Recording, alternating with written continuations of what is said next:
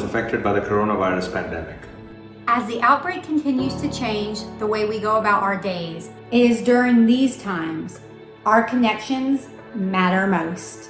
At Santander Consumer USA, the environments in which we perform our jobs may be different, but our connections remain strong. Through these uncertain times, it's more important than ever that we remain focused and move forward together. We want you to know at Santander, we are here and we care. We care about our colleagues. We care about our communities.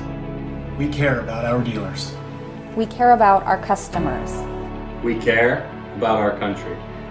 We care about you. And through all of this, we will get through it together.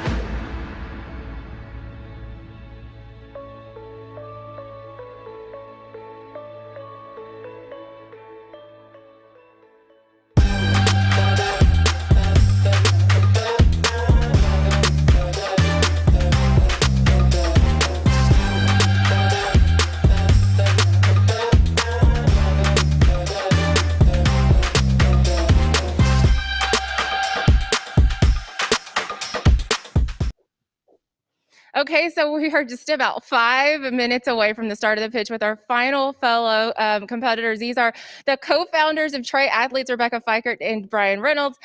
Thank you for joining us. How are you guys feeling with just 5 minutes until we get started? We're feeling great. It's game day.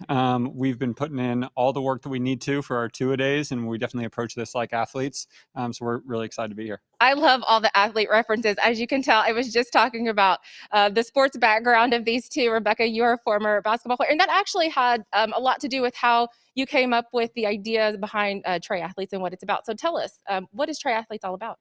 Yeah, so our mission is to empower athletes to be leaders, role models, and influential voices for their communities. We believe that collectively athletes can change the world, whether you're the bench warmer on your high school team or LeBron James. Every athlete at every level has a chance to change the world, and we're utilizing the power of sport to help athletes build those leadership skills and give back to their communities. Yeah, on the night after the World Series champs are crowned, and as we're watching football, I mean, we just know that sports are all around us. Can you tell us, Brian, how you've changed, if you've changed anything during COVID? Absolutely. We pivoted to a virtual programming series where we were really lucky and fortunate to host virtual Q&As with Jalen Brunson, the Mavs point guard, and the legend Dirk Nowitzki. And we're actually planning on rolling out an entirely virtual slate of programming for spring 2021. That's awesome. Virtual has opened so many possibilities. It's part of the reasons that you guys are here with us tonight. And don't forget, as you're watching, you need to be thinking about who you want to vote for that Audience Choice Award. You get to decide at the end of all the pitches who walks away with that prize. We'll also be crowning the Social Innovator of the Year and awarding the Entrepreneurial Spirit Award. When the pitch gets started, we're just a couple minutes away. So stay tuned. We can't wait to get started.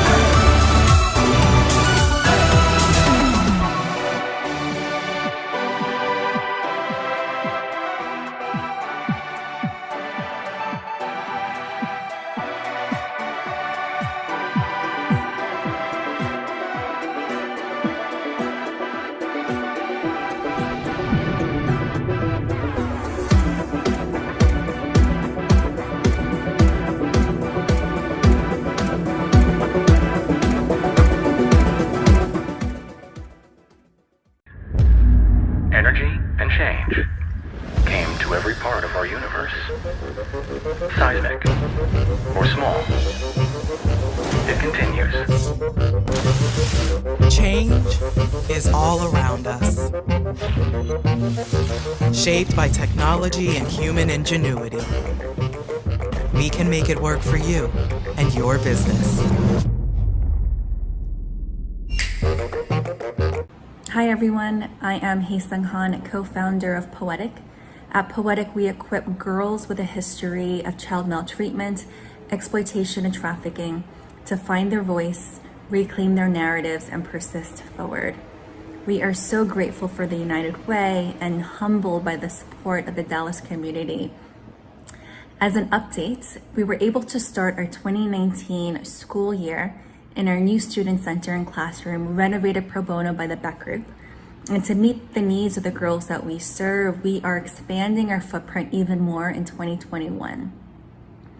The issue of sex trafficking of minors exists in the intersection of childhood sexual abuse, poverty, racism, objectification of girls, undereducation, and familial stress. And all of this is being exacerbated right now with COVID-19. Fully realizing this, in March, we seamlessly transitioned to virtual and mobile services, which ensured equitable access to education, therapy, and support.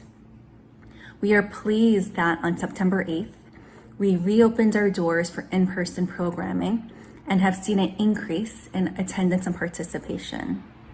Because of the United Way and your support, together we are ending the cycle of revictimization for girls in Dallas. Thank you for listening, and I can't wait to hear the finalists share their pitches tonight.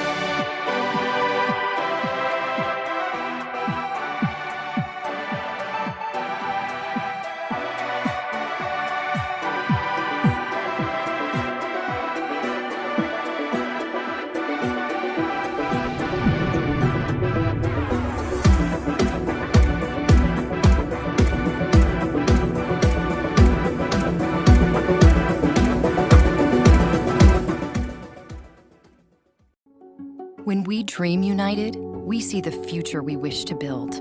When we inspire united, we can turn these dreams into reality. When we achieve united, we give students the education they deserve. When we lift united, we help our friends find jobs worthy of their talents. When we thrive united, we prove that health is the greatest wealth of all. When we build united, we show that education, income, and health are the building blocks of opportunity. When we share united, we discover just how strong our shoulders are. When we give united, we invest in a better tomorrow. When we lead united, we launch an unstoppable force. And when we live united, we put opportunity in the hands of all North Texans. Give, advocate, volunteer. Good evening. My name is Ann Chow, and I am the CEO of AT&T Business, and I am so honored to serve as this year's campaign chair for United Way. But tonight, I am here to serve as your MC for the evening. On behalf of United Way, we are so thrilled to welcome you virtually to the pitch presented by AT&T. As you may know, this event was originally scheduled for April, but we are excited here to finally be able to showcase these amazing social innovators for you tonight. All of us at AT&T are proud to be the presenting sponsor of this event for the 4th year and to support the fantastic work United Way is doing around social innovation. Tonight, you're going to hear from 5 social entrepreneurs who are creating innovative solutions to some of the community's most pressing issues in the areas of education, income, and health. These organizations have gone through a year of mentorship and milestones in United Way's Social Innovation Accelerator program, and they were selected as the top 5 organizations from this year's program. They have been preparing for months So let's start by taking a look back at their road to the pitch tonight. Large-scale community change takes broad collaboration and inventive approaches.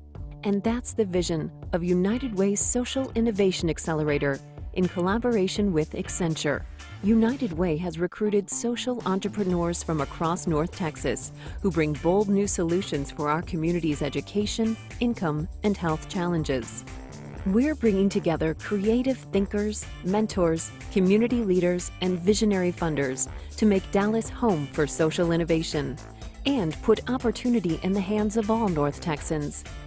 With the support of United Way's community connections and credibility, these startup organizations have gone on to raise an additional $15.25 million, build 662 partnerships, and receive national recognition.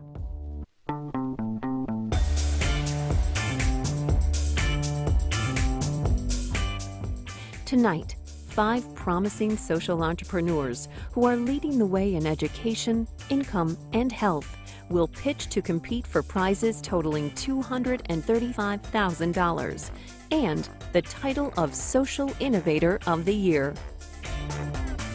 These innovative leaders, along with their Social Innovation Accelerator mentors and Young Presidents Organization coaches, have spent the past year planning, prepping, and practicing for tonight. Together with our judges panel of business, philanthropy, and innovation experts, you will decide who wins. So, are you ready to see who wins the title, Social Innovator of the Year? Give me some more.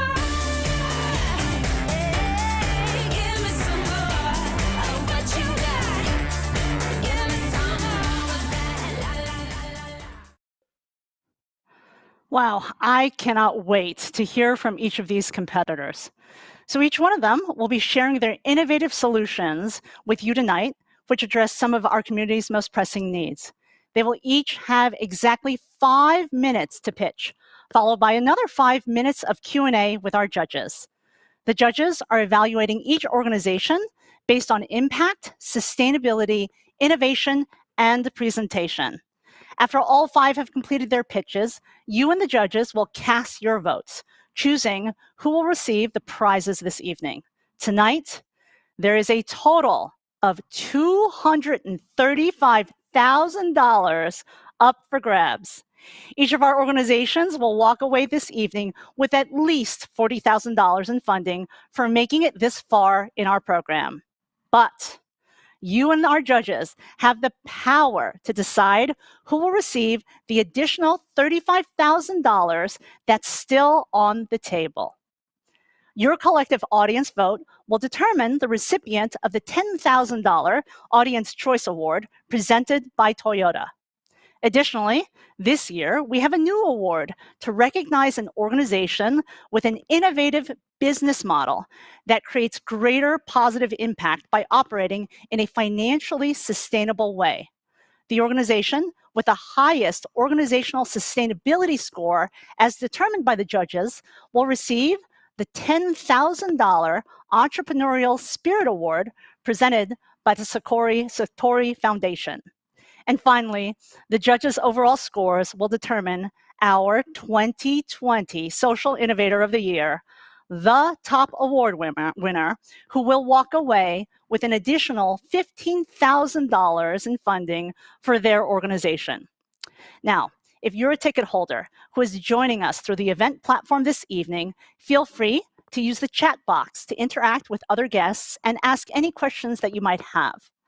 You can also click on the event info button on the top right corner to get some more information about the event this evening.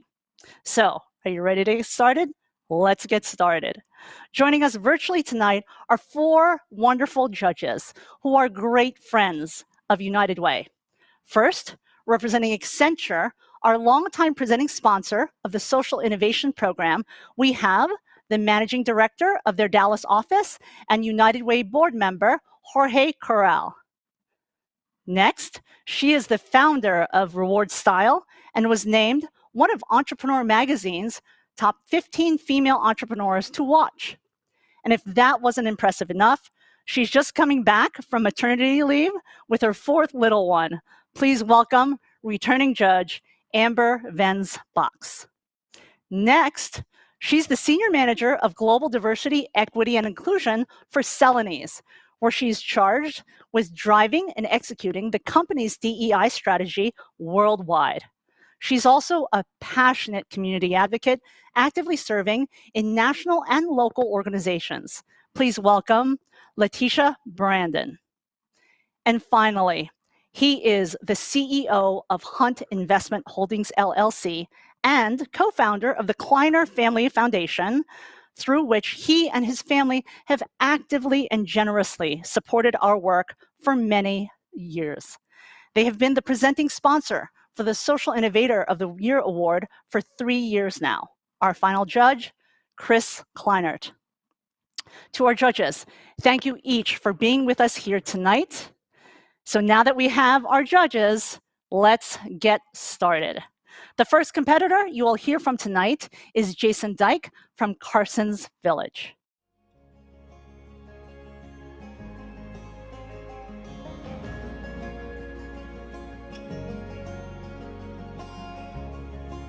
Carson's Village was started when I lost my son Carson, and my family was there at the hospital trying to figure out what to do. We didn't have resources we could call. We didn't have somebody that we could talk to. We were fortunate to have our village that stepped up to help us, but that made us realize there's a greater gap out there in mental health services. And so Carson's Village is literally the first of its kind service that's helping families walk through that bereavement process. When my son died, I didn't know who to call. I didn't know how not to overspend.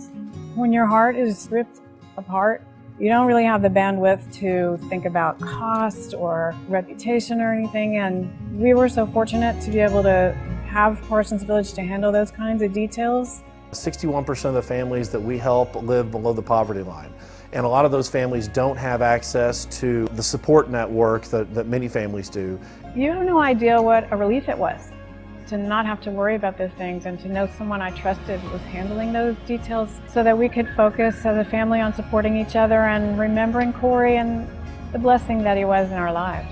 There is not an organization like Carson's Village anywhere in the country that's doing what we're doing. Last year we helped 82 families, and as we went through the process with the United Way Social Innovation Accelerator, we've helped over 200 families, and we hope to take what we've developed here and expand that across the country.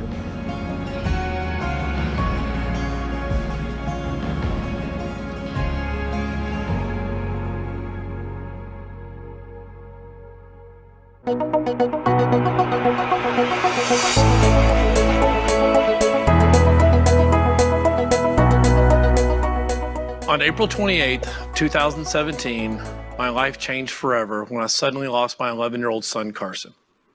It absolutely broke me. But not everything about this story is sad. In fact, it's incredibly hopeful. My name's Jason Dyke, and I'm the founder of Carson's Village. My wife and I have 3 boys, Alex, Ryan, and Carson. When Carson died, I was fortunate to have a support network, a village that helped me and my family get through those awful but required tasks needed when burying a loved one. It was that experience that led me to start a first-of-its-kind service that's changing the way people navigate sudden loss and unexpected death. The organization's named after my son. It's called Carson's Village. When families suddenly lose a loved one, they often feel paralyzed and they can't put one foot in front of the other. Many families don't have experience with death, and that's where we come in. Carson's Village provides a live advocate, a guide that helps families navigate the funeral process. We've helped them find a funeral home that meets their emotional and financial needs, plan a service, raise money, and walk them through that horrible process, all at no charge.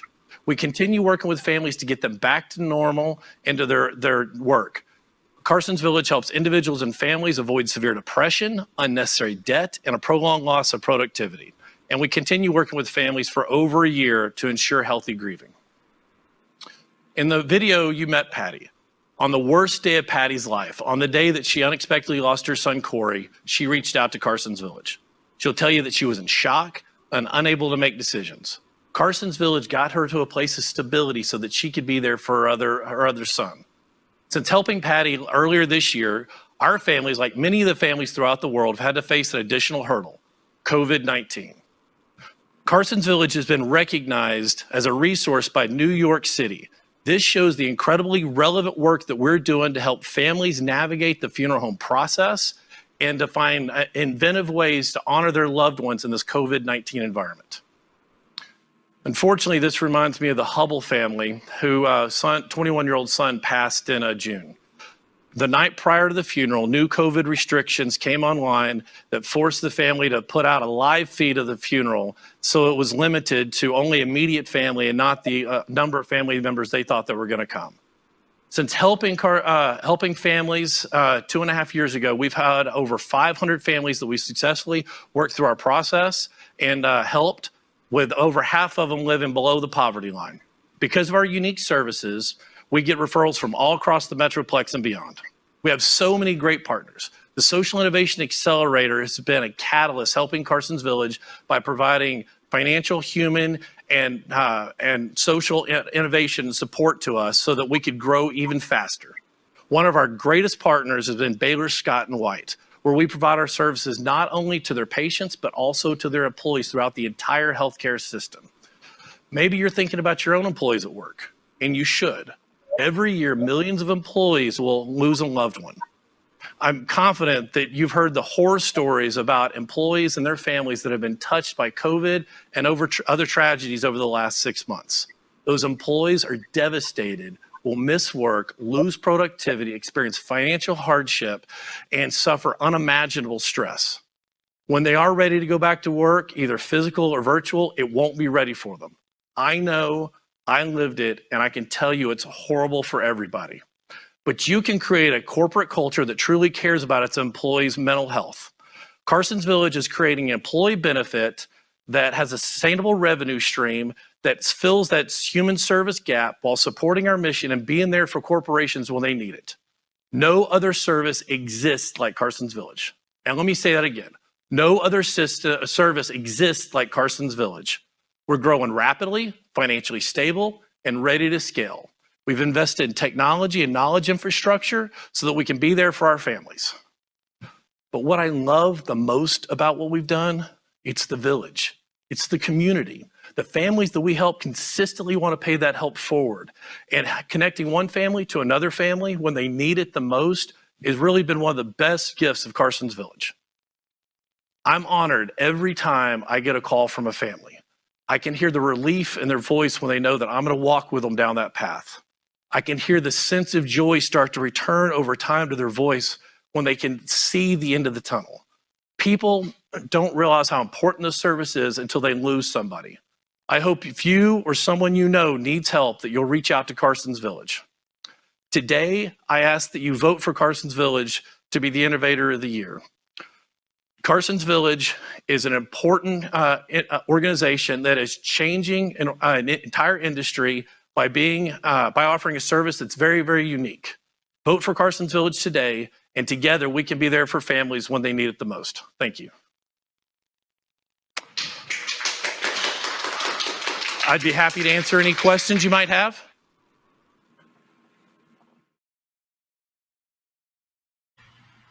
Jason, this is Jorge. Hello. You have a mission that helps people at such a very challenging time. So thank you for what you do, and thanks for sharing tonight. I know you're looking to scale. What would you say is your biggest challenge in expanding, and how will you overcome that challenge?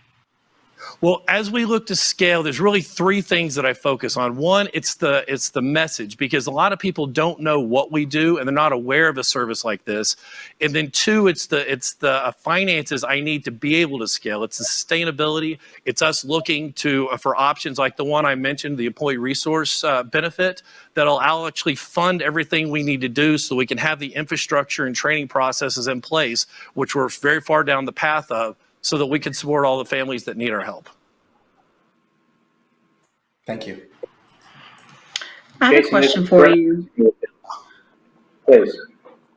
Thank you. Thank you so much. So you mentioned a lot of families don't know about the services that you offer. How do families learn about your offerings today? Well, we've worked very hard to get in contact with first responders We have relationships with all the major hospitals in the North Texas area, with police departments. We've had referrals from the Salvation Army, Red Cross, the Air Force. We go out and we tell these folks about the services that we have so that they ensure that they know what's there. We have brochures and materials we hand out so that when something like this comes up, they're ready, they have the information, and they can refer the family to us. Thank you. Andy, well, Jason, I love your Andy Stanley quote. To do something that no one else is doing. And I've never heard of anything like this, and it's such a powerful service at a moment of critical need. You talk about the finances to scale. Talk about, if you would, is every family that calls accepted? What is the average time that your team spends with each family? And if you have to maybe just kind of distill down a cost per case, if you will, how much dollars would you allocate to every given case? Well, so every family costs us about $300, and every family that calls gets service. Now, every family needs a different level of service, but every family that calls gets our attention and gets our service. And it's so important to be there. There's one family that gave us a call last December, and it was an 11-year-old boy, Victor Garcia, who was walking down the side of the road, and a truck popped the curb, and he pushed his mom out of the way, and unfortunately, he passed there. And so we were able to come in after we got the call, work with them to get the proper funeral home, to work with the church that they were going through, get the plot, help them raise money. And we have been such an integral part of that family that now I can call his older brother, Adrian, my friend. And I have so many stories like that because families are in such need and they're just desperate for somebody to talk to. And that connection that we make is invaluable. Thank you. Congratulations on being able to get to the scale that you've already achieved just over the last few years. It's those 500 families that you have touched you're no doubt a blessing to them. And I'm so happy to hear that your experience has turned into something that's just so valuable for the community. My question is really around your revenue model today. How is it that you guys are financing the business? Well, so when we started out, I financed everything myself, and then we have philanthropic dollars that come in to help us. We have people through their business, their work locations where they donate money through us. We've had some grants that come through, but really to talk about the scale that we want and the operations and the revenue generation that we need, we're looking to create additional employee benefits. We're looking at other models out there that'll get us away from the philanthropic dollars and get us to something that's sustainable, because that's the goal at the end of the day. I want to make sure that we go out there, we bring value to companies that see it, we bring value to the families we support, and we create that sustainability that allow us not only to support North Texas, but extend our reach across the United States. So far, while the majority of the families we've helped are in the North Texas area, we've helped families from 36 different states. And we have the ability to scale to help families in every single one of the states in the United States. Just one more follow-up question. Are any of the vendors that you refer out to potential revenue partners? So for example, if you're referring someone out to a funding website, are you guys currently in partnership with them to get a kickback on any referrals, or is that an opportunity that you see? I want to be very careful on that, because I don't want there to ever be a perception that I'm making money off a family. I want them to know that when I come to them, the services we offer are free, and I'm not trying to make anything off of them. While there are opportunities out there maybe for partnerships, I don't ever want to have a partnership where a third party can make money off one of my families. It's very important that we protect them and they make sure they've got a safe place with us. Thank you.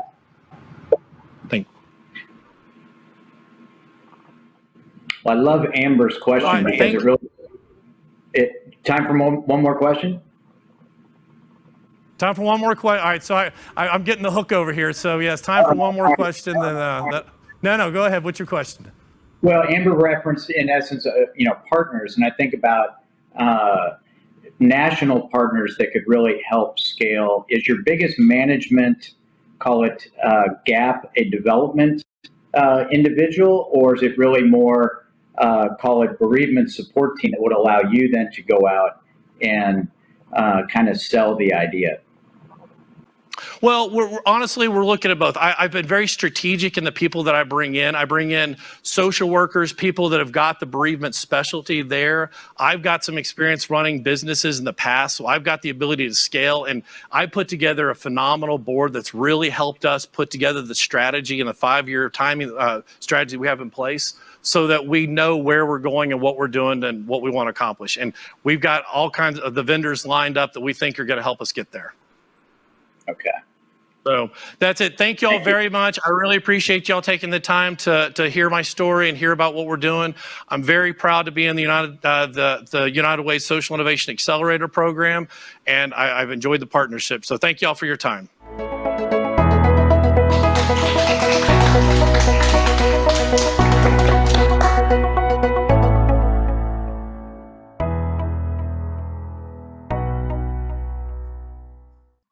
Thank you so much, Jason, for sharing your compelling and personal story. And importantly, thanks to Carson's Village for providing loving support for so many families. Next up, we have Stacy Van Hoy of the Home Visit Project.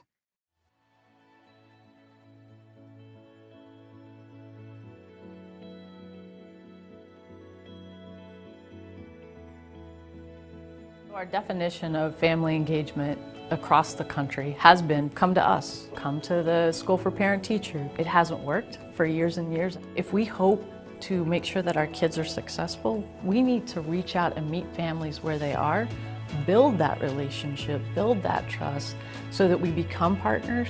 So the Home Visit Project trains and supports teachers and school staff to build relationships with families by visiting their homes. And when kids see their teacher sitting on their couch with their parents, they realize the teacher's real. As a teacher to student, that relationship builds that, look, my teacher came to my house, I trust my teacher, she follows through. So now I'm gonna not only work hard for my family, I'm gonna work hard for you. We look to the future. One of the things that we're looking at doing is building out this whole school model. Additional funds from United Way means that even more kids get to experience their teacher visiting their home. And the connection that's made lets kids know that they matter. As a parent, it completely changed my view and outlook. Dante had always struggled with reading. Over the course of a year, I saw a different child. And now he asked me to buy a certain book series where he wouldn't read at all. And that really changed my view on what a home visit was and the power that one teacher could make in somebody's life.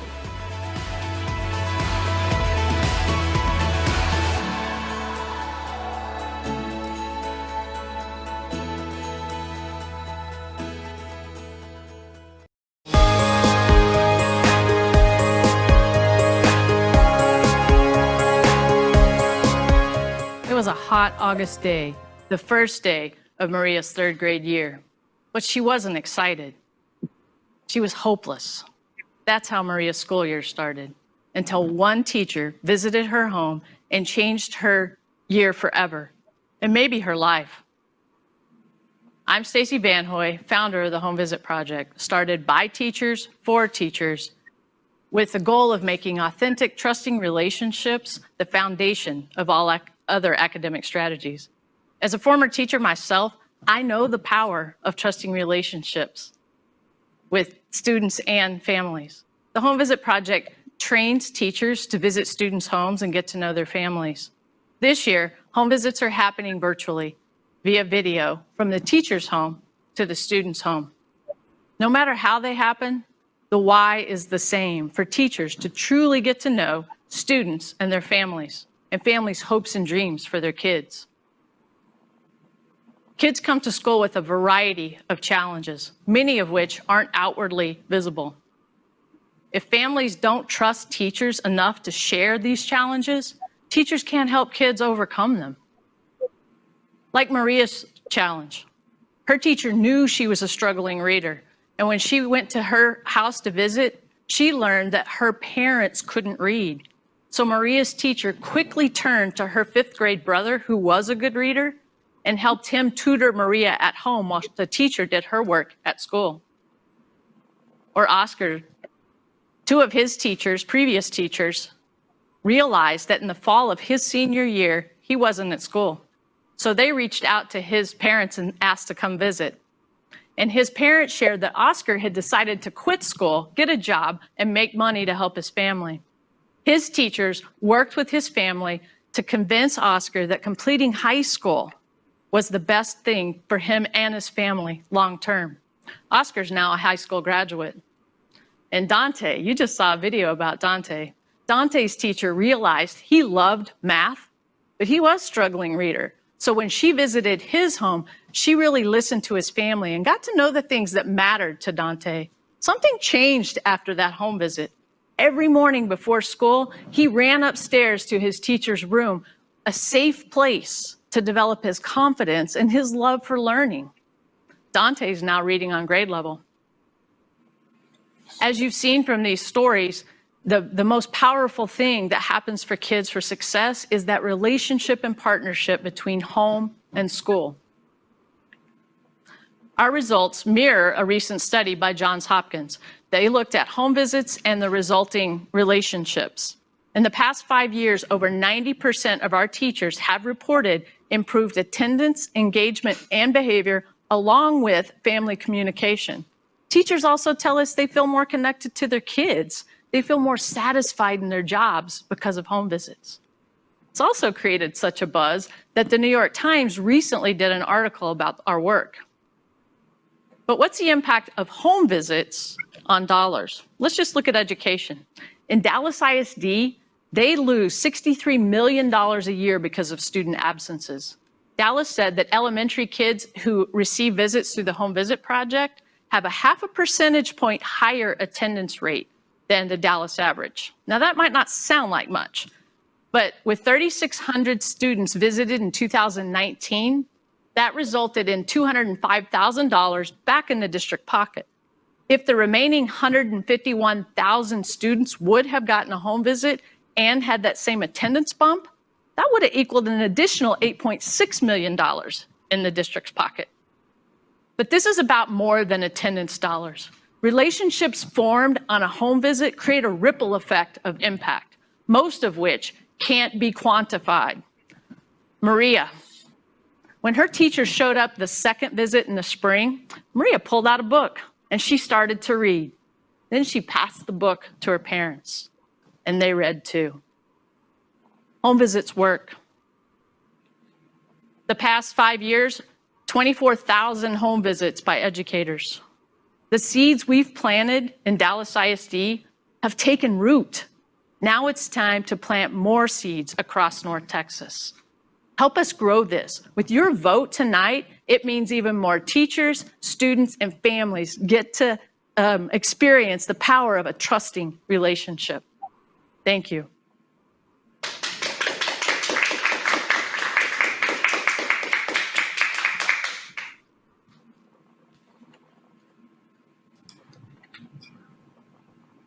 Any questions? Sorry, I was so excited to get done. So I'll get started. So it sounds like great work that you're doing, but I do have a question and it's relative to risk. There may be a risk associated with teachers going into the home of a student. How is your company or your organization mitigating what that risk is associated with these in-home visits? May I ask you a clarifying question? When you say risk, yes. What do you mean? Because I don't want to assume that I know. So, anything can happen. Accusations can happen against people going in home, inside of a student's home. And so there's a certain amount of liability that can come with doing these in-home visits. How are you helping to mitigate the risk associated with that liability?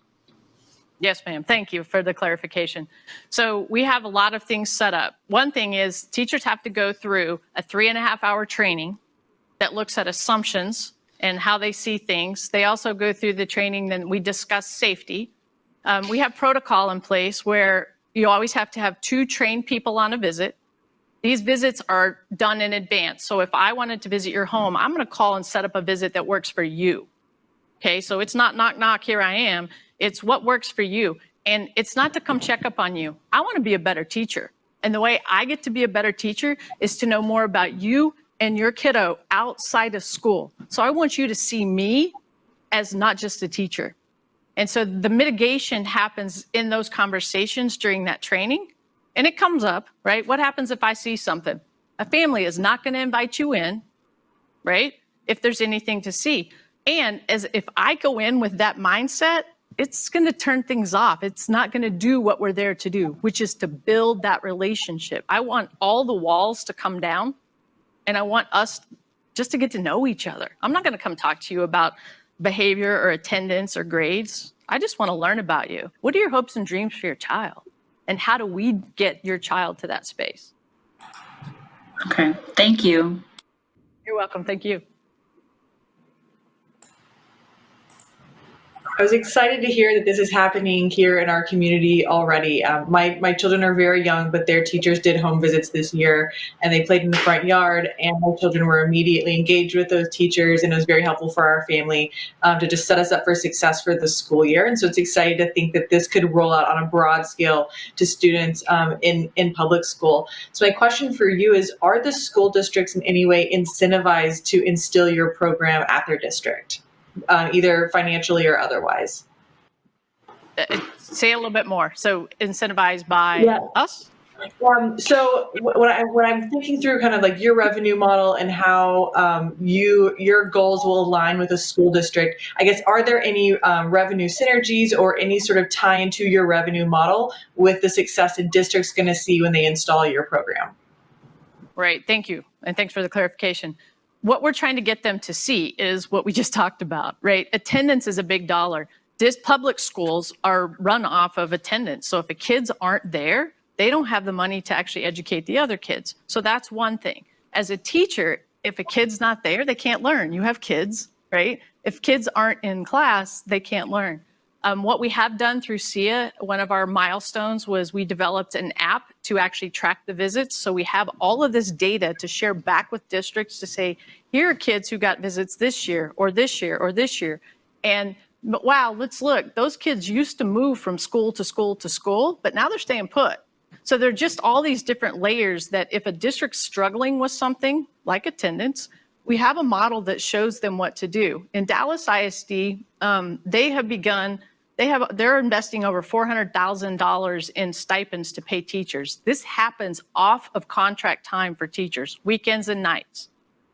They're also now paying us to utilize our app, which is part of what we want. That's going to be part of our sustainability, right? We're going to give you all this great data. We have the model to do the training and stuff. So I think it's how do we synergistically help them with what they're struggling with. We've also seen great strides in reading scores. So if a district's struggling with reading scores, I think this can be hit and miss depending upon what districts need from us. I hope that answered your question. I have a related question, Stacy. Can you hear me? Yes, okay. Yes, sir. Very good. Nice to see you again. So Stacy, very exciting. You know, education is such a critical need for our community, for our Dallas businesses, and to give our kids hope for the future. So thank you. On a related question to Amber's, how are you helping school districts make the home visit project a priority? We're working hard. So I think the biggest thing, again, is in that district, so Dallas in particular, let's look at Dallas, they need those kids in attendance for revenue. Richardson ISD, Dr. Stone up there, they're really focused on literacy. So if I can help show them these models and how we do this and how we can partner and how it benefits them, that's where we're getting the biggest connections. And I think it's different for each district, right? It's what works best for them and how can we show them that this, and it's not just home visits, to be clear. This is engaging families in a different way. As the video said, we always say, come on parents, come to parent-teacher conference, come to back to school night.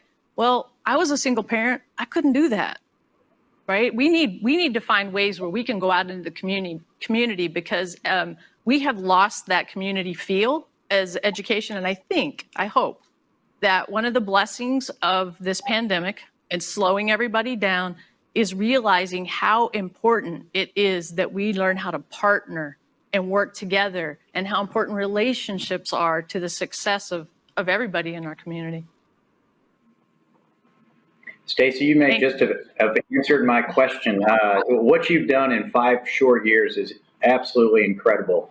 And I so commend you on facilitating that teacher-student and teacher-family trust.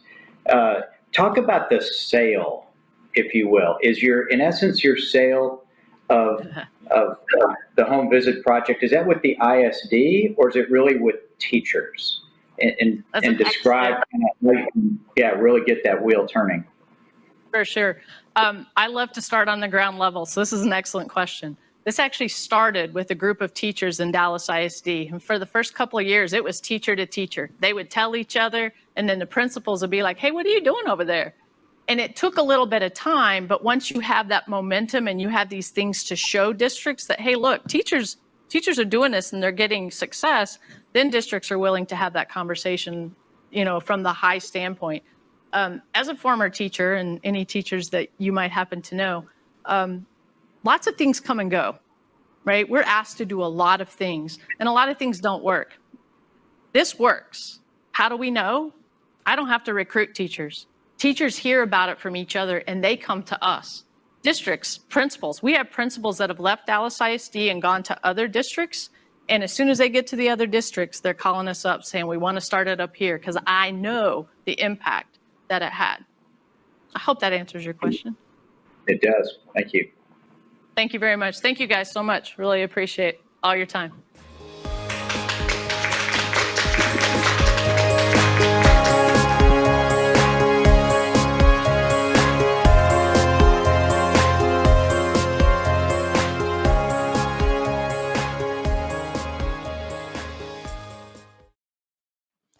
Thank you so much, Stacy. There's no question that during this pandemic, we've come to even more greatly appreciate the work of our teachers. And there's absolutely no doubt that the impact of the Home Visit Project will be felt for generations to come. Before we move on to the next innovator, I'd like to take a moment to remind you that the work United Way is doing to provide entrepreneurs like these with critical resources that they need is made possible through the generous support of people like you. And whether it's funding mentorship or community connections, each of us can play a role in supporting our next generation of innovators. If at any point during the show tonight, you'd like to get more involved in supporting United Way's work in social innovation, feel free to click on the donate button in the right-hand corner of your screen. And while we're on the subject of your support, I've just been told that we have over 1,600 guests registered tonight. Wow. Together, we have set a new attendance record for the pitch with our largest live audience ever. Okay, thank you all again for being here and supporting this work, even if from a distance. Now, it's time to meet our next competitor. Please welcome Christy Myers of EdCore Health.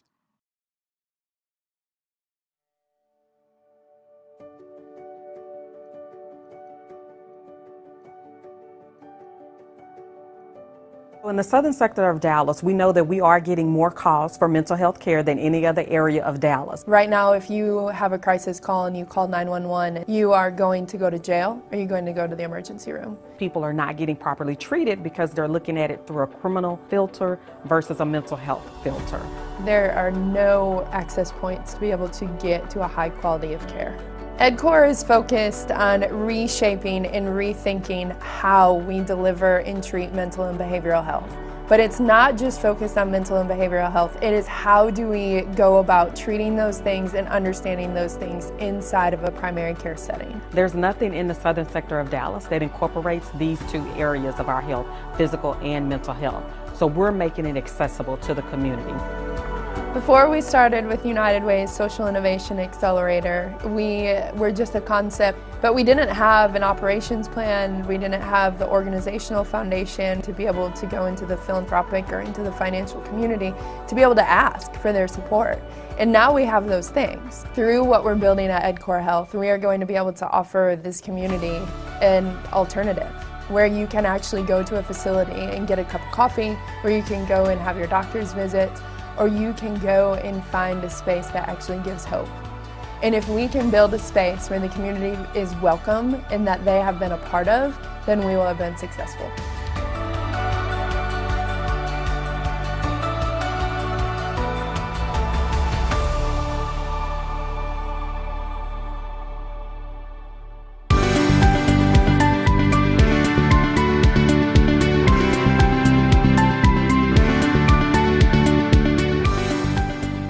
So 2 years ago, I found myself sitting across the table from 100 different residents that lived in southern Dallas.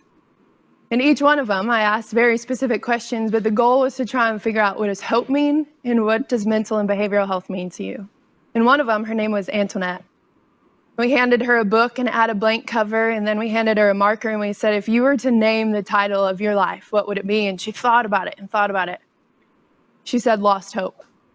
I said, talk to me about that. What does that mean? And she said, well, if I think back to my childhood, I didn't have an access to education. I didn't have a great home life.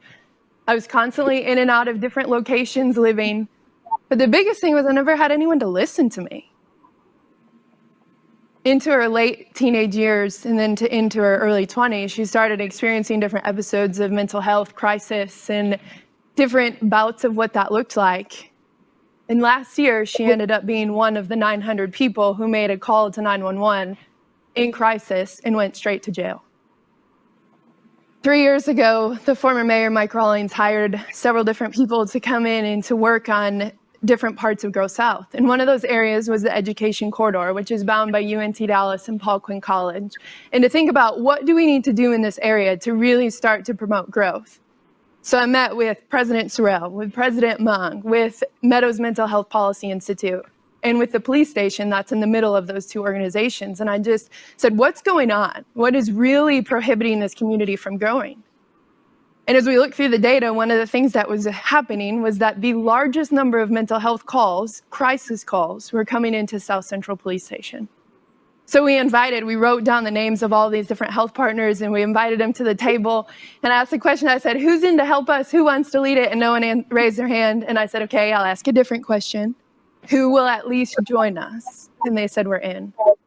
So then we moved past that and we moved into designing what is a 40,000 square foot facility that will incorporate all of these different partners, from behavioral health to primary health care, and then leaving space for what the community really and truly wants, to one, feel like they're regarded, and to feel like this is a place where they can go and find hope.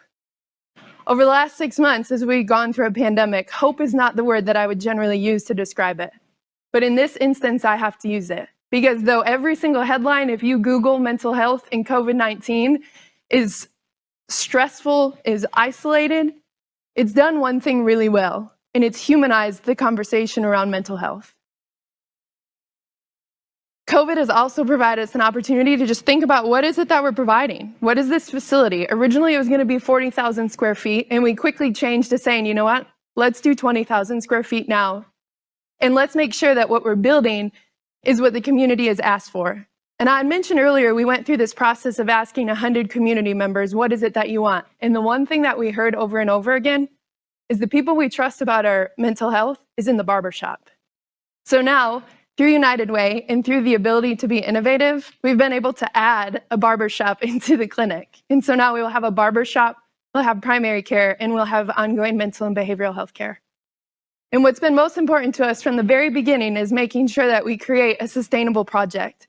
And so we kind of put our lens in of being a developer and creating an opportunity where we can actually build in our sustainable funding into our lease agreements with each of the different tenants, which is where we are now.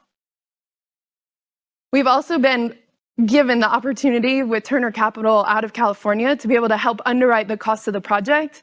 But one of the things that's now happening is that we need to move quickly. We're about to put a shovel in the ground and then we'll have a year of construction. But the thing that we've recognized is that if we can put a mobile unit on site in the next 45 days, that we can quickly stand up both the barbershop and the health component to begin providing services now. I led with a story about Antoinette. And I'm going to end with a story about Felicia. Felicia is her daughter. Felicia lives with me now full time. And last week, Felicia looked at me, having no clue I'm giving this presentation, and she said, Chrissy, I just want to thank you. Because for once, I had someone who would listen to me. And it was all her mother ever wanted someone to do. So I hope you'll join with us. This investment matters. This investment can change tons of lives. And this is an investment that Southern Dallas needs. Thank you.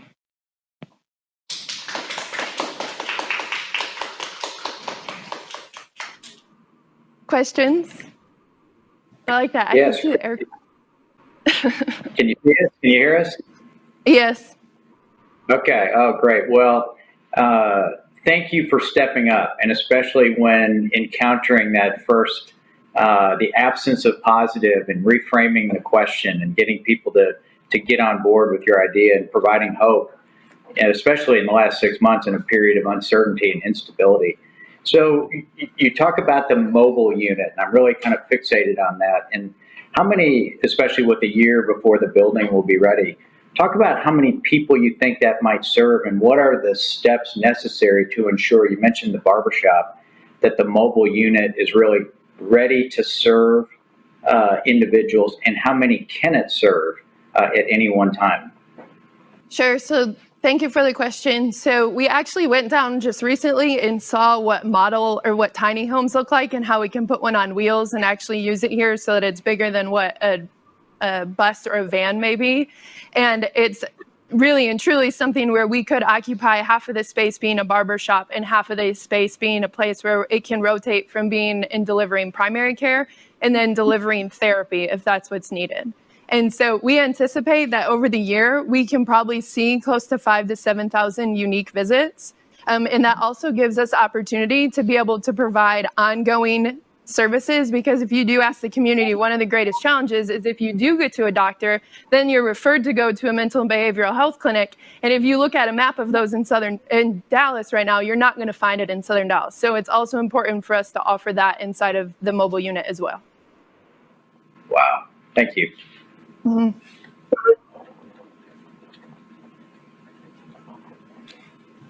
Any other questions? Yeah, I think this is really amazing, and definitely much needed. I have a couple questions for you, or I'll try to frame my question or my thoughts into one question. In terms of how these service providers are paid, are you partnering with insurance companies so that the individuals that need the support can use their insurance? Or if they don't have insurance, how are those service providers going to be compensated? Yes, so this was part of our discussions initially with all of the health partners to make sure that payment of a patient was never going to be our challenge. So that if it was an insurance provider, if it's Medicaid or Medicare, that provision would be made. And so when it comes to adolescents and children, it's really kind of taken care of just because the system takes care of that population. And so then the outliers are the adults. And so we presume there's going to be in that area about 25 to 30% of the adults who are going to need assistance, and we're not going to turn that away. We are going to figure out the way it's included in our structure right now to ensure that if you come to the clinic, that you're going to either be able to have services rendered or be referred to a location that can definitely seek the needs that the patient is looking for.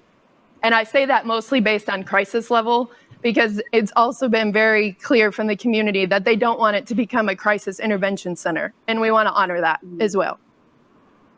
Got it. Thank you. Yep. So do I understand? Well, first of all, thank you for approaching this and tackling this.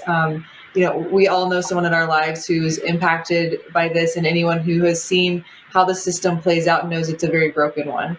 So thank you for doing that. And then do you see the mobile clinic as a kind of passive way to help people who are maybe being underserved? It sounded like, if someone is in crisis, you're not saying you want them to call you versus calling like a 911 or somebody else. So help me understand the goal of, let's say, for example, like the barber shop. Sure. So one of the things when we were talking to some of the local barbers that we heard over and over again was, Christy, we cut hair on the side. We're really the therapist. And so we asked them just kind of point blank, if we were to train you, or if doctors were to come in and train you on both mental health first aid, and then also train you on what are the indicators to be looking for And then you were the one to be able to connect them to the proper next step. And they're like, you have no idea how many lives we would be able to impact because it's happening in their chair right in front of them. The other thing that I just want to touch on that you asked about, we've been having this conversation even at a state and a national level. We've been in DC even advocating because right now there's so much funding in mental health that it's only going to crisis. It is not going to prevention. So it's not going into primary care. It's not going into properly screening. Our board chair is Dr. Trey with UT Southwestern, who is world renowned for this. And it is his life's passion to just ensure people are getting screened, because if we're not screening like we do for our other vital signs, then we're never going to get ahead of the curve. And if we don't change funding out of crisis into prevention, we're not going to get. So really our hope is, how do we create the model that proves prevention is a worthwhile investment?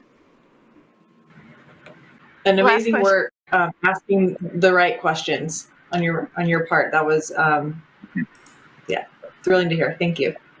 Thank you. Last question. This is Hi, question Christine. 1 day. Yes. That's right. Hey, I think we all know how and feel how mental health needs continue to grow in importance. So thank you for your focus on this, and thank you for what you do. How will you sustain the costs of the facilities going forward? What's your plan for that? Yes, so one of the greatest pieces of advice I ever got was from Darren Babcock, the founder of Bonton Farms, who said, Christy, the thing about creating a nonprofit is you really need to create it like a business and set it up from the beginning of how you're operating it like a business. So we really are almost a developer in this instance because our operational funding is built into each of the tenants' lease agreements with us. And this is where Turner Capital, which is also Magic Johnson and Andre Agassi's fund out of California that's helping underwrite this, they've been also able to help us through that process to just make sure that from the beginning we're creating sustainability. Because I will tell you, it is my life's goal to ensure I don't deliver something into Southern Dallas and then in 2 years it's gone, because we do a lot of that.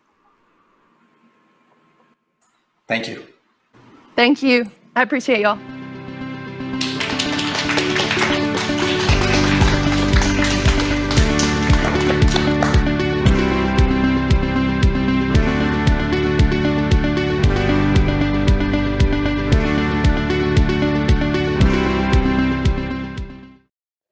Thanks, Christy. We're so appreciative of the work that you and EdCore Health are doing to provide access to health and hope in our communities of color across Southern Dallas. Okay, 3 down and 2 to go. I can already tell that all of you will have a tough decision to make when we vote in just a bit. And I'm about to make that decision even more difficult by introducing you to our next fantastic organization. Please welcome Rebecca Fikert and Brian Reynolds of Trey Athletes.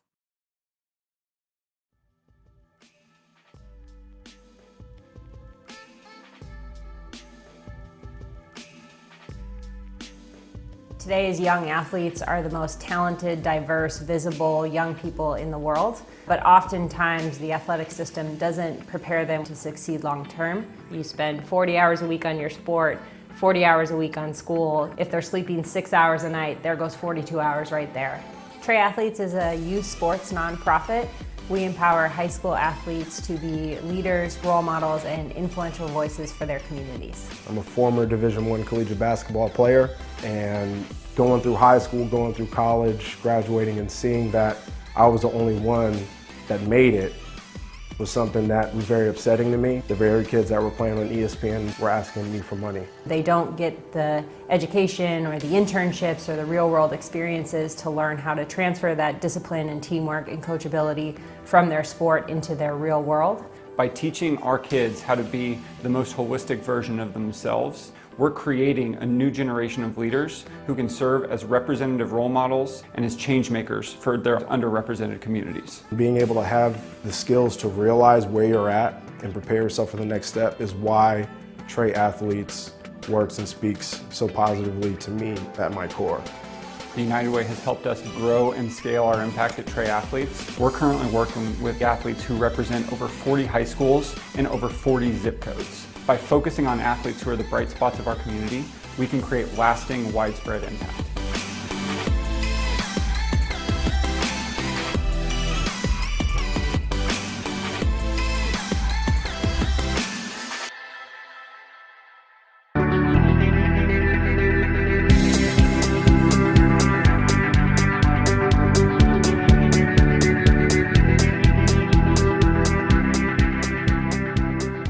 I'm Brian. And I'm Rebecca. We are the co-founders and co-CEOs of Trey Athletes. At Trey, we care about racial equity, the power of sport, and our mission, empowering high school athletes to be leaders, role models, and influential voices for their communities. Like more than 80% of kids nationwide, I was obsessed with sports. I've been a Kansas Jayhawks and Dallas Mavericks fan since I was in grade school. Yes, I had a mullet haircut. And yes, my younger brother did too. We looked up to athletes. We wore our favorite players' jerseys and shoes, and we imitated their moves both on and off the court. Like more than 73% of kids nationwide, athletes were our primary role models. But we can't talk about sports without talking about race. In middle school, I saw how systemic racism limited my friends and teammates' opportunities and their education. Tony, my best friend from that team, could dunk. He was our best player, and everyone looked up to him, including me. But at the age of 13, Tony was murdered. Sitting at his funeral, I saw firsthand how when Tony and other athletes like him don't realize their full potential off the court or field, the kids who look up to them lose their heroes, and the communities who depend on them lose their voice. Black Lives Matter, and athletes have embraced their role as social influencers, both locally and globally. At Trey, we believe that athletes of all ages and skill levels have the ability to raise public awareness and create positive change in their communities. Like Brian's experiences, basketball also changed my life. I'm from a tiny town in North Dakota of 80 people and a blue-collar family. After mailing a homemade highlight film to colleges nationwide, I played basketball for the Kansas Jayhawks. I then transferred those skills from sport into my life and career, recently graduating with my MBA from Harvard. As a first-generation college graduate, I can tell you how sports opens doors, but I've also seen how it can close them, because college sports today is broken. More than 50% of college football and basketball players are Black, and nearly half of them will not graduate from college. In this group, 50 to 75% believe that they will go pro, and yet only 2% actually do. My athlete friends from Kansas are incredible, just like Tony. And like Brian's friends, they didn't have all the tools and resources they needed to succeed. I thought that today they'd be leading communities and running companies. Instead, many of my friends are stocking shelves at a warehouse or checking groceries at Walmart, battling anxiety, depression, substance abuse, even suicide. My friends should have reached their potential. Instead, they've become statistics. Trey Athletes solves these problems. We are a premier leadership development program for high school athletes. There's no program in the world that teaches athletes how to use the system as opposed to being used by the system. So we built it. Through 25 annual workshops and events featuring former college and pro athletes as mentors, we teach high school athletes how to first build an identity outside of sport and transfer those skills into their lives. Second, prepare for college and explore careers through job shadows. And third, give back to their communities through service learning projects. During COVID, we pivoted to a virtual programming series. We hosted 9 virtual job shadows and 2 Q&As, including Mavs point guard Jalen Brunson and the legend Dirk Nowitzki.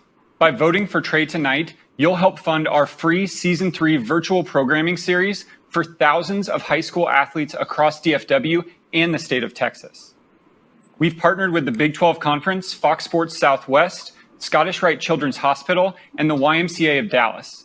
Thanks to our donors, partners, and sponsors, we've built a sustainable organization and doubled our budget 3 years in a row. All of this has been made possible by our work with the United Way. And the good news is it's working. We use surveys to measure our impact. To date, 97% of Trey athletes have improved their leadership skills. 87% are more confident in their college and career decisions, and 100% care more about giving back to their communities. Here in North Texas, the home of the Mavericks, the Cowboys, the Wings, the Rangers, the Stars, Dallas is the capital of both sports and community. Under Friday Night Lights, we've all seen how sport transcends race and brings us all together, regardless of our differences. This is the power of Trey. By helping athletes be leaders, be role models, be influential voices, Trey is creating the next generation of diverse young talent. We're building a movement starting right here in Dallas. Join us in lifting up the young athletes of today to be tomorrow's leaders. Then and only then can we realize the true power of sport. Thank you.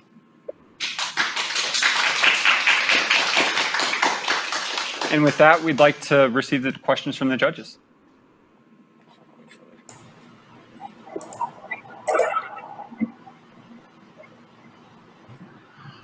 So I'll start. I have a question for you regarding revenue stream. How are you securing the majority of your funding today? And how are you projecting to secure funding going forward? That's a great question, Letitia. So to date, we've actually raised all of our dollars philanthropically. About 50% of those dollars come from individuals, and about 50% of those dollars come from grants through foundations. We're really fortunate that there are a number of corporate partners who are discussing some sort of defrayed cost and benefits through working with them. But what we're really excited about is long-term our earned revenue strategy. Thanks to our work with our United Way SIA mentors, we've built not only our curriculum, but we've also written now 2 books focusing on the college decision process, as well as the transition from high school to college for our athletes, and a tech tool to help them basically choose which college they should select and what fits best within their preferences. So for us, long term, it's about earned revenue and underpinning that philanthropic support to help build impact for both breadth and depth. Thank you. I have a question. Nice to see you both. Brian, Rebecca, thank you for the impact you're having on young people's lives, and you're such great role models yourselves. How do you see the program expanding to include more athletes, and are there any limits? We are very excited about our Season 3 virtual programming this coming year because it enables us to scale much more than we have in the first 2 years. Our virtual programming this year will partner with high school and club coaches on a deep level where we first bring together amazing resources, speakers, different things to them in a virtual event. And then our high school and club coaches that are our partners will lead debrief conversations with Trey provided materials with their teams. We think this is a really great opportunity to expand across Texas, and even we have coaches interested in our other networks that we have in Chicago, in Atlanta, in Houston, in Boston, in other cities. And this is a really great way to leverage this time of COVID to do things safely, but also establish a scaling strategy. Thank you.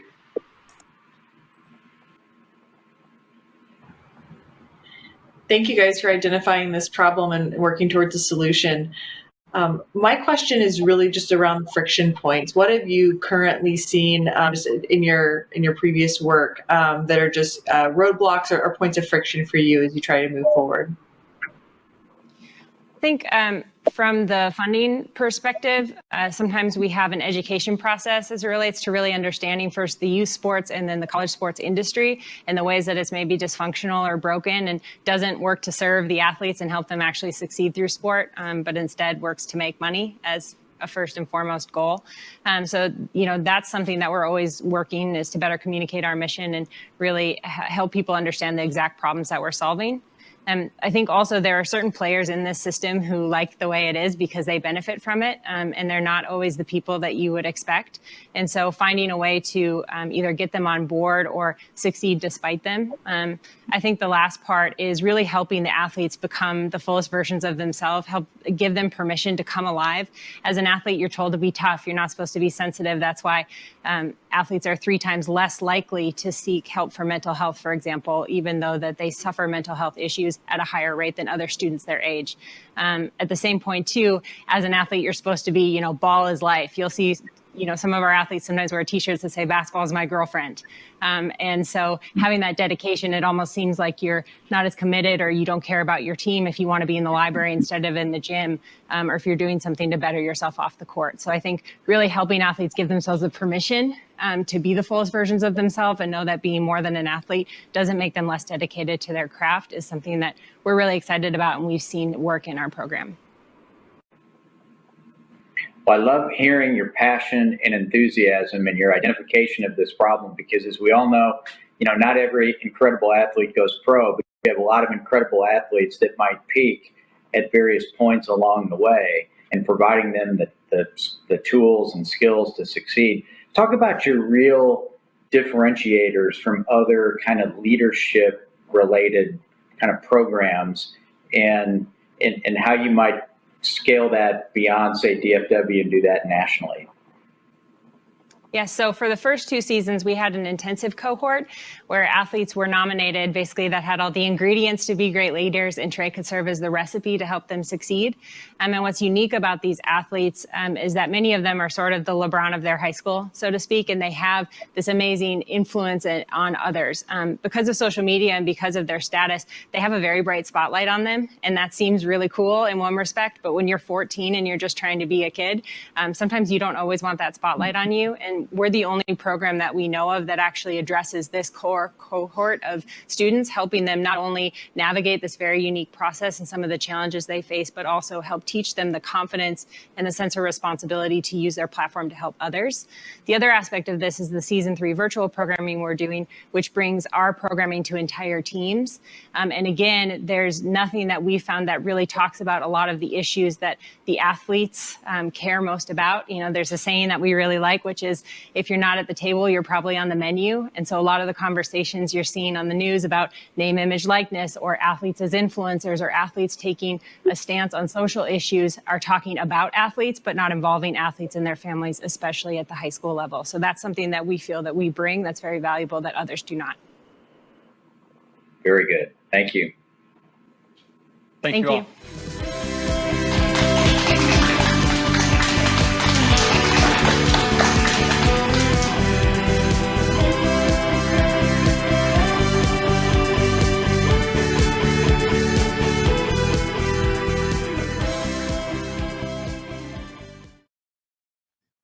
Thank you, Rebecca and Brian. We all know that the world needs more leaders, and the work that Trey Athletes is doing to empower athletes in their leadership journey is truly inspiring.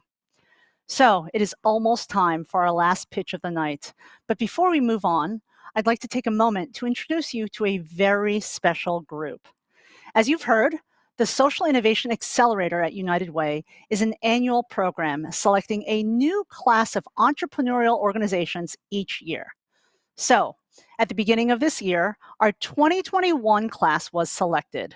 This group, who's on your screen right now, is already undergoing their mentorship and achievement of milestones with the Social Innovation team, and 5 of them will be selected to join us at this event next year for their chance to win the title of Social Innovator of the Year. That event will be scheduled to take place in the spring of 2021. So be on the lookout for your save the dates and plan to join us then. Congratulations to our class of 2021. And now it's time for our final competitor to pitch to you. Please welcome Jason Roberts of Better Block Foundation.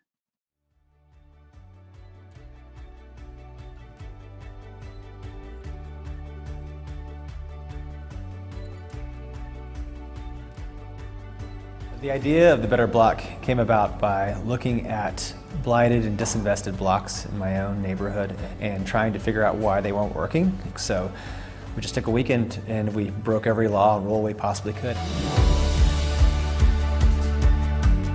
Painted our own bike lanes, we added our own outdoor seating, string lights, painted murals on buildings, and showed the community how it could be a better place.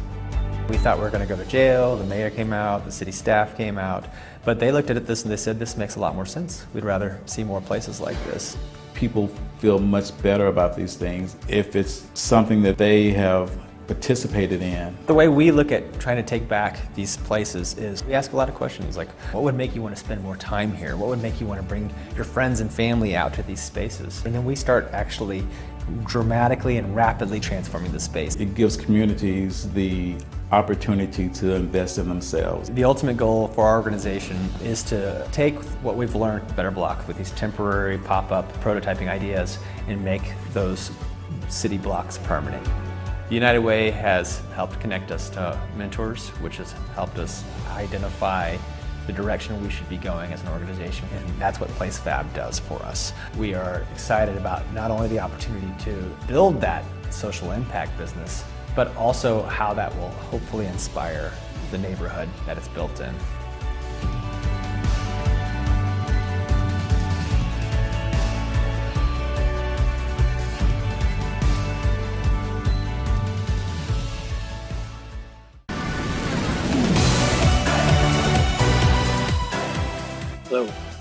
My name is Jason Roberts. I'm the founding director of the Better Block. Our work started 10 years ago in Oak Cliff, looking at our blighted and disinvested blocks that were boarded up and trying to figure out why they weren't working. As we studied the city's rules and regulations and their zoning, we realized we'd either made it illegal or cost prohibitive to make these places come to life. So we thought, what if we grabbed neighbors and residents together and said, what if we took a weekend, we broke every rule we possibly could to see if we can fix these places? And that's what we did. We painted our own bike lanes, and we added our own cafe seating. We put murals on buildings. We covered up graffiti, took bars off windows, took the empty buildings and put the businesses we wanted. We put cafes and bookstores and pop-up clinics and printed off the rules that we were breaking and put them in the windows so the community could see that this stuff is not allowed. And the city saw this and said, this works much better. We've been trying to fix these places for decades, and you guys came in and did it on a Saturday. So afterwards, people started asking us, can you help us fix our own blocks? And we open sourced the idea, and we put it, spread around the country quickly, and within a year, spread around the world. One of the things we learned through our work was that if you're born or raised in the wrong zip code, it can shorten your lifespan by up to 30 years. So we realized it's important to work with communities, ask them what's wrong, what's not working, giving them the tools and resources to dramatically and rapidly transform and make these places work better immediately. We can take their empty buildings that have been closed for 10 years and use paint, tires, and make these places beautiful plazas. We could take empty lots that have been empty for half a century and turn them into public plazas that are accessible and, for the neighborhood within hours. We can take these empty corners in cold places and warm them up and make them exciting and vibrant again. And back home in Dallas, we were asked to take the block that had the highest rates of violent crime in the city, work with the community, and start asking them, how could we make this better? And they said, our kids go to school across the street here. They don't feel safe crossing this area. So we took a weekend and we transformed that so it would feel safer for them as well. With that, we've seen real impact from our work too. Cities said that they'd seen plans sit on shelves for months and nothing was getting done, or years. And so we found real engagement increase. We saw real infrastructure projects happen. Businesses get started and programming continue after our work. Afterwards, we started realizing we needed to work faster and at scale. So we did a deep dive into digital fabrication. We realized it was important for us to start acquiring 3D printers, laser cutters, CNC routers, and started using these tools to start fixing the problems in neighborhoods. We created an open source library called Wikiblock that you can go to a makerspace and Fab Lab and for free download our designs that we've tested out in other cities and start making your own bus stops, your own kiosks, your own park benches, and we can teach kids how to use these things with no glue, screws, or nails and just put them together. It took our work from just working with pallets and salvage materials and starting to working with real modern technologies and fabrication to transform spaces. The SIA program for us gave us a chance to stop and say, you know, we thought about it would be important to go through a workforce development program. And as we started meeting with our mentors, advisors, and other nominees, we realized that would actually burn up our capacity and our resources. We should take a deeper dive in this technology. So we started acquiring more equipment, more laser cutters, more 3D printers, and saying, what else can we do to expand our knowledge and give more access to more neighbors and residents? And so when the pandemic hit, we were able to turn around and start activating things immediately. So right off the bat, the hospital said, we don't have access to face shields. So we went in within 48 hours, we designed a prototype that we 3D printed, and then we started making thousands of them within weeks and disseminating to all our hospitals. So Baylor, Parkland, Methodist started using our face shields, and DISD cafeteria workers used them to make food for kids that were staying at home. We took restaurants that had been closed and figured out we can make fruit and vegetable stands and take their old inventories and start turning them into grocery stores so they could work again. We made outdoor cafe seating so people could be spaced apart. Neighbors and residents came together and said, we want our kids to go and still be able to access public spaces in the streets. And so we developed a Safe Streets program that we open sourced with the city of Dallas and in St. Louis so communities can start actually opening up their streets and limiting pass-through traffic and letting their kids go out and play again. And more recently, working with Methodist Hospital, we've been designing and building and digitally fabricating hand sanitization stations that we're dropping all throughout southern Dallas. And we take those tools and resources, we work with kids in the local high schools, and they can take these tools and they can start transforming their own spaces. And not only that, they can actually leave after school and get livable wage jobs. So our ask is for $65,000, we think we could produce 13,000 face shields. We could do 65 slow streets. We could do 10 protected bike lanes. We could transform entire city blocks. But our real goal is to go out and teach the kids and the community how to use these tools and resources so they can transform their spaces in days, not decades. Thank you.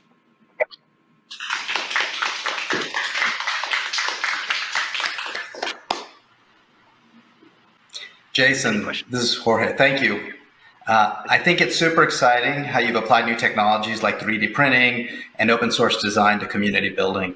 Can you share how you think about sustaining and maintaining projects over the longer term? Yeah, so one of the things we learned with our work was we were open sourcing our ideas. And so it's not a very profitable method if you're giving away all of your technology and all of your designs. And so what we're starting to do is develop a social impact group called PlaceFab, which I discussed a little bit in the video, but that's taking the designs that we see that are viable, that we can be mass produced, and making those into a social impact LLC business that can turn around and help continue supporting the work of the nonprofit so we can keep the designs going. Thank you.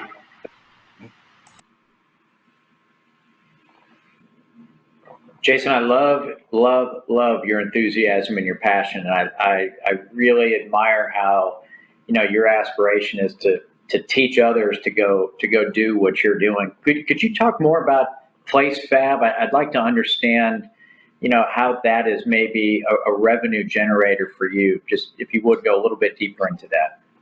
Absolutely. So if kind of think of it like the Tom's Shoes model. So if you buy a Tom's Shoes, they actually have a nonprofit organization that goes in and will and work alongside of their for-profit and develop actual additional shoes that they give to countries that are having problems within their own community, so their children can have shoes and things like that. So a similar model for us was we were realizing, we build these bike buffers all the time in Akron, Ohio, or in Columbus, or in all of these communities, and we're like, we could actually mass produce these if we wanted to. And the beautiful thing is we can design and build them in Southern Dallas, and we can see these go around the country and around the world because we're constantly being asked to use these things. So for us, really, it's kind of taking, again, like that Tom's model and mass producing those products that we see everybody asking for on a regular basis, and then going and giving a portion of those proceeds back to the nonprofit so we can keep better blocks happening, because that's where we keep innovating and learning. Right. Perfect. Thank you. Sure.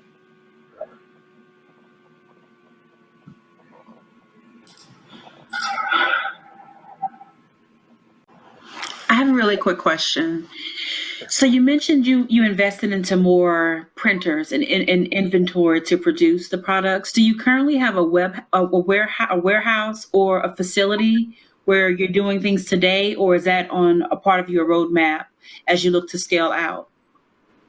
So we're in an old Conoco gas station from the 1920s in Oak Cliff off of Davis Street. You can come by and see us. There's just 4 of us, and we're making these projects. And the fun thing is, like when we made the face shield designs, we design them in Oak Cliff. And again, we could work with kids to make these things, put them online. And we were working with makers in Nigeria, so they could actually have their hospitals have face shields as well. And again, these were made in Southern Dallas. And so thinking about the possibilities, when you've had people in New Zealand saying, hey, can we download your bench and put it in front of our city hall? So imagine you teach a kid from Molina High School and say, you can design this bench, and I can get a guy in Calgary, Canada, putting it in front of their city hall. What that does to inspire them about the possibilities for their future. That's awesome. Thank you.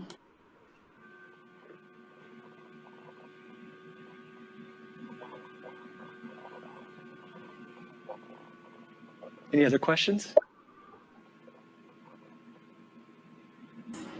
Good. Well, thank you Jason, so much. This is Jorge. I did have one more question, a follow-up. Sure. Tell me about the training curriculum piece that you're doing. I know you're training a lot of the community youth. Tell me a little about that.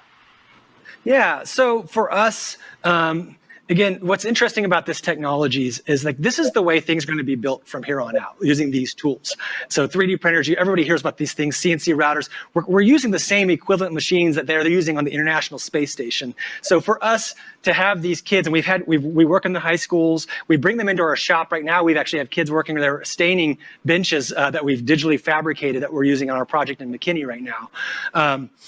So what we found is we were going to go to this workforce development program, but we said it's actually probably more powerful for us just to, instead of just trying to sit down and do in a classroom environment, have them actually work with them right away and start saying, hey, this community is saying they're having problems here. This building, they can't get open. This street, they don't have access to it. Let's start designing these things together and give you guys the chance to try them out as well and help us print them and make them and fix these places. So really our idea on helping people learn is by giving them direct access and to work alongside us through our Better Blocks. Thank you. Very cool. Thanks. Thank you.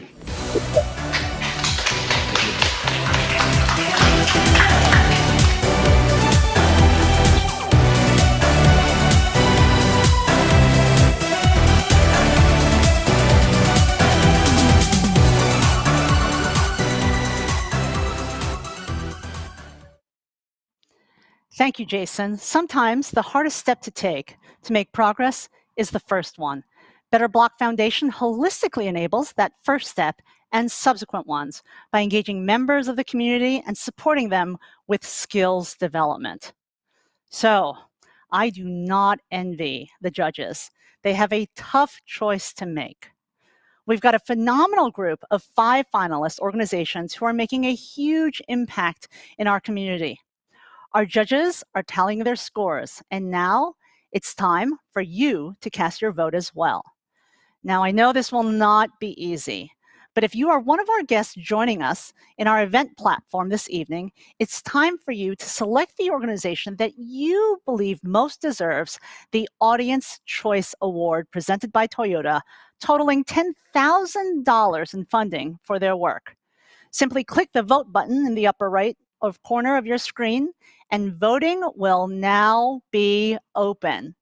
Again, if you're one of our guests that registered with United Way, you are able to vote. Just click the vote button on the top right corner and you will be directed to the voting page.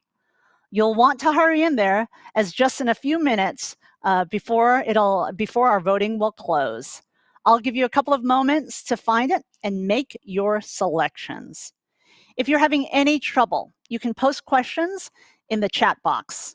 And again, just click vote in the top right corner and then select your favorite for the Audience Choice Award winner. While you're voting, I would like to welcome someone special to the stage, the McDermott Templeton President and CEO of United Way of Metropolitan Dallas, Jennifer Sampson. Wow, these innovators are putting opportunity in the hands of all North Texans, regardless of race or income, so that everyone has the opportunity and access to reach their full potential. They influence and inspire us all.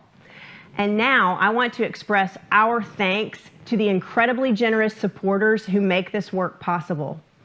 First, big thanks to our friends at AT&T for being the presenting sponsor of this year's Social Innovation Accelerator competition. AT&T has been a champion of United Way's social innovation work since the very beginning, and their support of this event and social innovation at large has been catalytic. Time and time again, our community is the grateful beneficiary of AT&T's generosity. Thank you. And thank you, Ann Chow, for joining us tonight. Your passion for and commitment to innovation at AT&T and in our local community, and your enthusiasm is contagious. We are honored to have you serving as our annual campaign chair this year at United Way, and so grateful for your continued support of innovative impact in North Texas. Most of you know that social innovation work at United Way of Metropolitan Dallas extends far beyond this one night. Ours is a year-round program investing capital and mentorship in promising social ventures focused on creative solutions in the areas of education, income, and health. And we wouldn't be able to do this work year after year without consistent funding and collaborative support from our Social Innovation Accelerator program partner, Accenture. So I'd like to say a special thanks to Jorge Corral, who served as a judge this evening, and his incredible team at Accenture. Our talented social entrepreneurs and mentors work all year long to bring new and innovative solutions to address some of our community's most challenging issues. And the unparalleled financial support and mentorship from our friends at Accenture helps them do just that. Thank you. We also share heartfelt thanks to all of our supporting sponsors this evening. Santander, their ongoing dedication to social innovation is what makes our boot camp possible for for the Social Innovation Program each year. Thank you to Suzanne Massey and her team for continuing to invest in our fellows. Sarah and Gary R. The R's are United Way lifers and very involved in our social innovation work. Thanks for your years and years of partnership and support. Toyota, the presenting sponsor of our Audience Choice Award tonight, which you just voted on. Toyota has been a strong partner and investor in our work since their move to North Texas. Thank you to United Way of Metropolitan Dallas board member and Toyota General Counsel, Sandra Phillips Rogers, for leading with innovation and a commitment to collaboration. Wright Conetzer. Bob Wright is our guru and has been a spiritual guide of social entrepreneurs and innovators for decades. Thank you, Bob. Something Good Consulting Group. We thank Michelle and Tyler Riddell for helping us connect with a new generation of leaders and hand raisers. Big thanks to the North Texas area YPO chapters for tremendous support and partnership. Your mentorship and coaching for our fellows has been a valuable resource for years. And SVP Dallas. SVP puts social innovation on the map for Dallas. Thank you, Tony Fleo and team, for your continued support. And brand new this year, Satori Foundation and Sunny Vanderbeck have announced an additional $10,000 prize for organizational sustainability. This prize is meant to reward the finalist who most inspires others to go out and create positive change in the world, thus amplifying their impact and social good. This prize will go to the finalist with the highest organizational sustainability score as determined by our judges. Welcome, Sunny, and thank you for making a big impact with your investment. We are deeply grateful for the generous support of all of these investors. Their support helps underwrite the financial awards presented tonight. And our final sponsor brings me to a very special announcement I'm excited to share with you this evening. This is a story of synergy. Synergy is the combination of two or more entities to produce a combined effect greater than the sum of their separate parts. And in this instance, the effect will help transform lives. Chris and Ashley Kleinert and their extended family have been instrumental supporters of the pitch event and social innovation at United Way for years. They are also trusted advisors and mentors. Amber Vins Box, one of this evening's judges, a job she's held for 3 consecutive years, is a phenomenally successful and brilliant entrepreneur. So when she reached out to United Way to discuss her latest social impact venture, we were all ears. And with the power of unity to drive lasting change leading the way, the opportunity for a synergistic new collaboration between United Way's Social Innovation Accelerator and Cherry was born. Take a look at United Way's innovative new partnership with Cherry. Mothers in low-income families are much more likely to be the breadwinners than their middle and higher income counterparts, and most of them struggle just to make ends meet. United Way is developing solutions to address this challenge. Enter Cherry. Cherry is an on-demand mobile nail services app. So at Cherry, we connect independent technicians with consumers to help them get their nails done anywhere, anytime. We're engineered for social impact, so our technicians are able to earn a higher wage, work on a flexible schedule, and work in a safer environment. Hi, I'm Vanessa Wilson. I'm a Cherry Pro. The thing that I like most about working with Cherry is that it gives me the ability to make my own schedule. I get to take time off to spend with my daughter, take care of business. If you've ever gone into a salon and you see some technicians sitting around, they are required to be in a nail salon for a certain period of time. They're actually making money when they're providing the services, and they're only getting a portion of that. When you book a Cherry and that woman comes into your home, you're face to face with the woman that you're helping. I get that one-on-one time to be able to build relationships with my customers. They make you feel at home, so when they turn into repeat clients, it's like going to your best friend's house and doing their nails. The United Way is one of our largest investors, and what we've been able to do together as partners is really create wraparound services for our technicians. We're excited to make the first impact investment for United Way because it is going to be the future. It's the start of something big. For us, it checked all the boxes. So economic mobility, targeted for women, everything about it really lent itself to an amazing impact investment. And then to do it through United Way to really kind of provide the exhibit A for other foundations to maybe want to do the same thing. It just was really cool to be able to do the first one.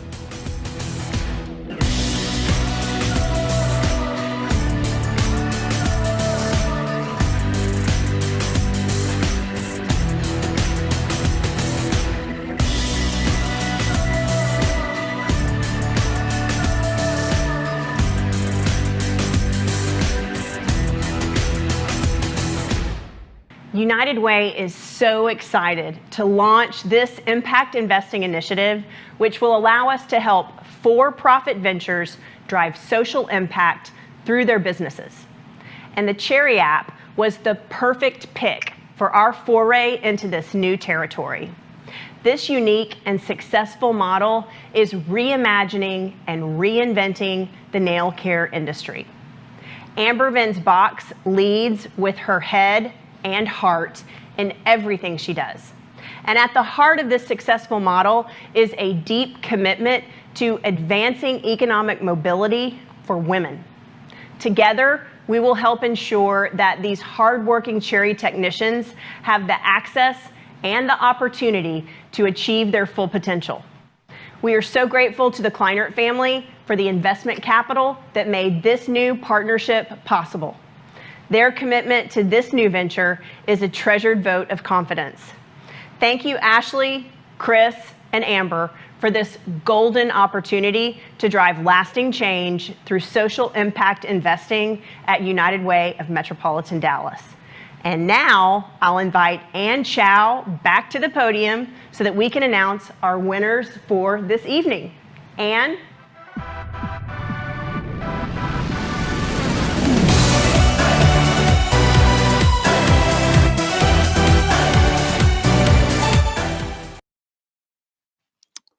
Thanks so much, Jennifer. That's so amazing. And what a phenomenal partnership. I cannot wait to see the exciting things that are yet to come. Okay, folks, voting has officially closed. Our team is gathering the results, but before we present our winners for the evening, I have one more incredible announcement to share on behalf of AT&T and United Way.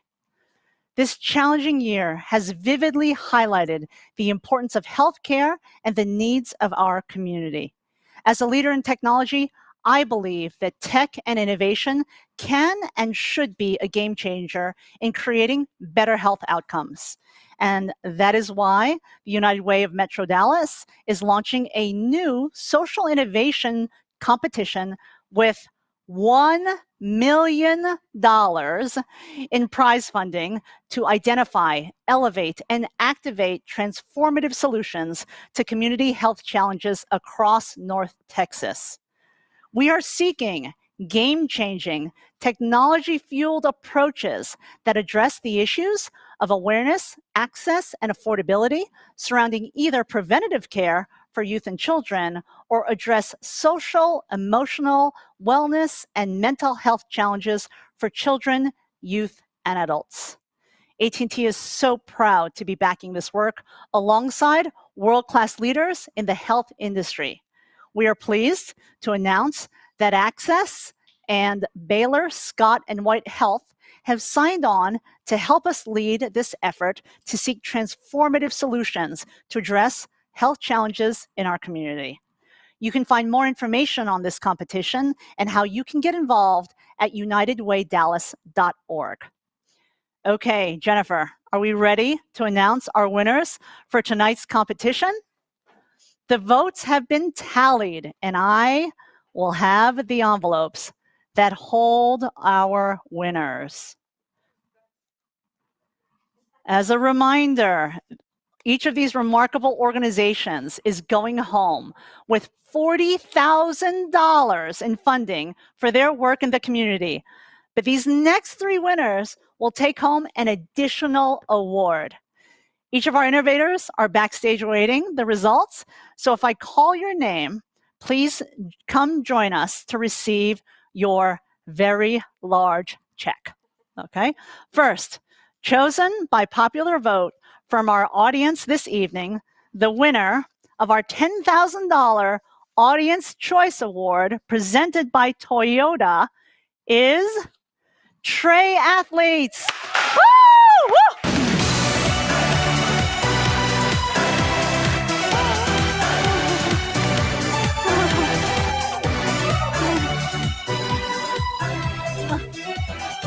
Yeah. Okay. Yeah, you're doing this right. Yeah.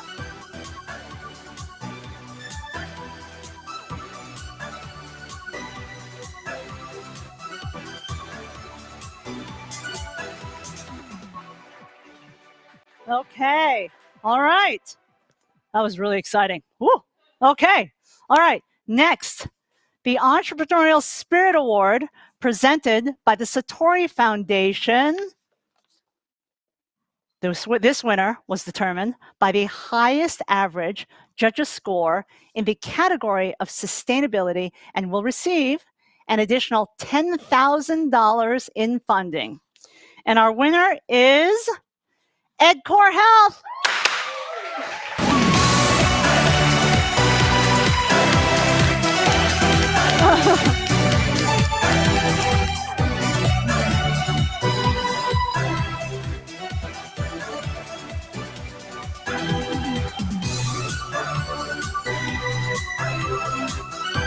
Congratulations. Okay. Woo. Okay, my heart is still pumping. My heart's pumping. Okay. And finally, the winner of the judges' vote going home with $15,000 and the esteemed title of Social Innovator of the Year is Better Block Foundation.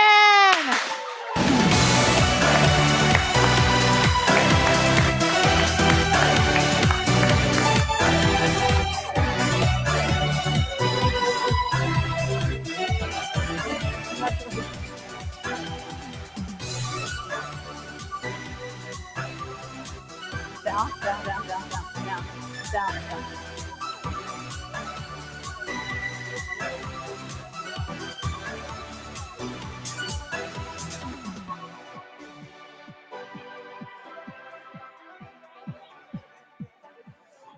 Wow. So I hope you feel like I did, and this evening flew by. And that's all that we have time for tonight. But if you'd like to join a live chat with all of our participants, please feel free to stick around and join us after the credits. We'll have a Q&A session with all of you. Again, thank you so much for being here with us. We hope to be with you again soon, but until then, stay safe and healthy, keep innovating, and thank you for supporting United Way of Metropolitan Dallas. Together, let's live united. Have a good night.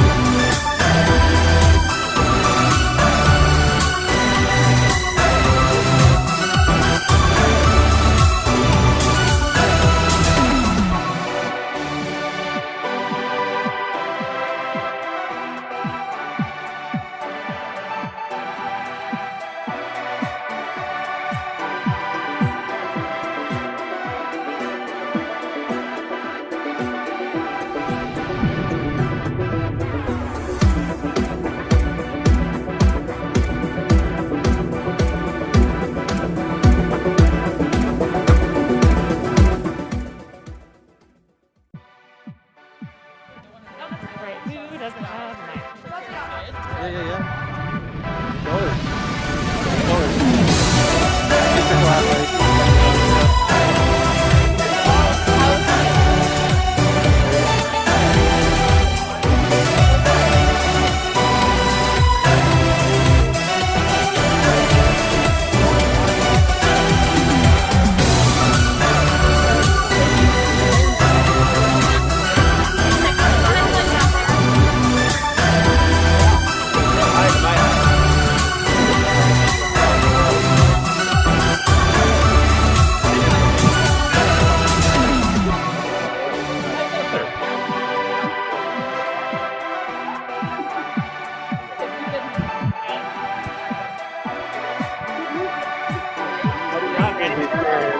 Good to go?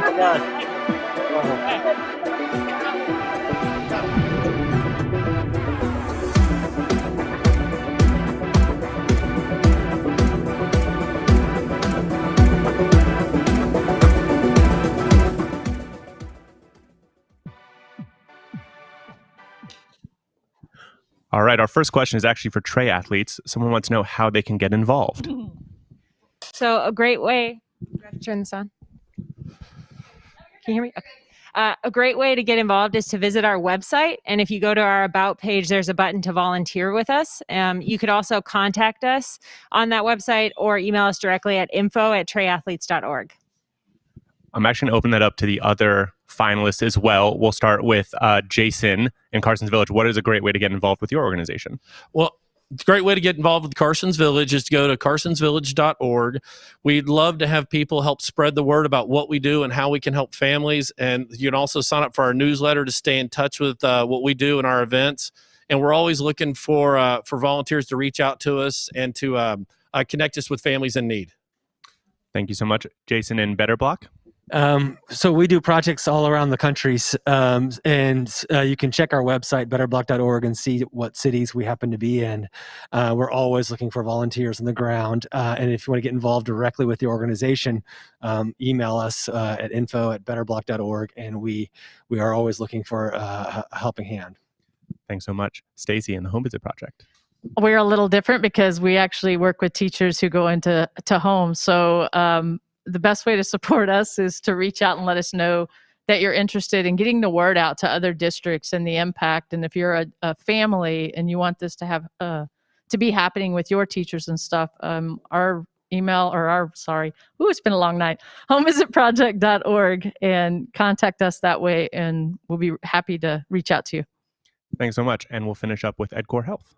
Sure. So I'll change mine up. Mine is a little bit different. The project we're working on right now is trying to get a mobile unit. And so if you have access to something like that, or have friends or partners or development partners in that, that's what we're looking for and really focused on over the next 4 to 6 weeks, really. And our website, edcorehealth.org, is how you can get a hold of us as well. Awesome. Thanks so much. This next question is for Better Block. If folks want to build a better block themselves, what's the first piece of advice you would give them to get started? My first piece of advice would be to gather up your community. I joined every organization whenever I moved to my neighborhood. So join every organization you can, and just start making connections with your neighbors and asking just the simple questions of like, what's wrong? What's missing? What do we feel like we all believe would be a path forward as a shared community? And then start chunking it down into little things that they can start working on together. Like, let's remediate graffiti, or let's take out trash together, or let's mow a median that's been unmowed. And that little step is the first thing that kind of starts getting people thinking about, like, well, if we can do this, what else can we do? And they start transforming more things. Stacy at the Home Visit Project, can you talk about the secret sauce of the conversations and interactions that teachers have with students that so builds impact? Sure. I love it. The secret sauce. We may have to steal that. So when a teacher sits on the couch of a student with the family, the power dynamics change. The teacher's now in the home of the family. And the student sees you as a teacher, as a real human being. And as a teacher, when I ask you, what are your hopes and dreams for your child? Not, here are your grades, or here's how they've been behaving, but what are your hopes and dreams? Like, that changes the conversation. It opens doors, it opens minds, it opens hearts. And I think that's the secret sauce. We do a lot of things with our minds, with our intellect, but what this project is about is leading with the heart, and it's about hopes and dreams and relationships.